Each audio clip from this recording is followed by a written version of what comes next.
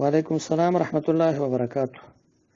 یو سوال کړه لور خرڅول، لکه بعض خلک چې دا کار کوي، لور یا خور باندې پیسې اخلي، چاته په نکاح باندې ورکي. نو حدیث مبارک کې راځي، ابو داود شریف حدیث ته نبی رسول الله فرمایي چې د قیامت په ورځ به دغه کس سره الله پاک جګړه کوي. نو ان آزاد انسان خرڅول دا ناروا دي او حرام دي. پاتې شو دغه خبره زوی ته د واده، نو زوی ته د واده په خپل پیسو باندې وکي، د بل چاته لور ورکي، صرف مہر د مقرر کی او دغه رواج د په خلکو کې عام کی چې صرف مہر مقرر کیږي. نو دته به هم بیا خلک د زوی ته به خلک لور ورکي بغیر د پیسو نه، بغیر د ورورنه، صرف مہر مقرر کول دا شریعت کې ثابت دی او دا د جنۍ حق ده. لیکن ورور خستل، پیسې خستل دا ناروا دي.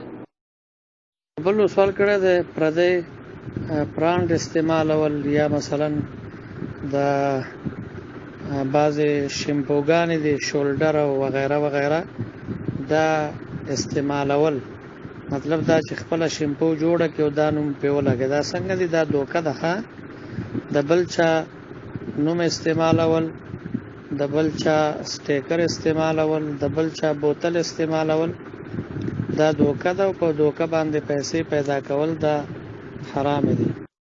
بل سوال کړه د یو کس موبایل کې گیم کوي، نو موبایل کې گیم کول یا هم داسې گیم دا په عباسیاتو کې دي، او که یو سړی جواری په نه کوي، اسې ساتيري په کوي، نو بیا هم دا مکروه تحریمی عمل ده. یعنی دا سه عمل دی چې حرام ته نږدې ده. په دغه عباسیاتو کې وخت مه تیروئ، بلکې ذکر اذکار کوئ، دینی مطالعه کوئ او تلاوت د قرآن کریم کوئ، نوافل کوئ، په دې کې وخت تیروئ. یو بل سوال کړه دی چې په سن 2000 کې د یو کس په ما باندې 3.5 روپۍ قرض وي، ما د کپړو کاروبار کو، بس بیا ما کار پرې خود کلی ته لاړم.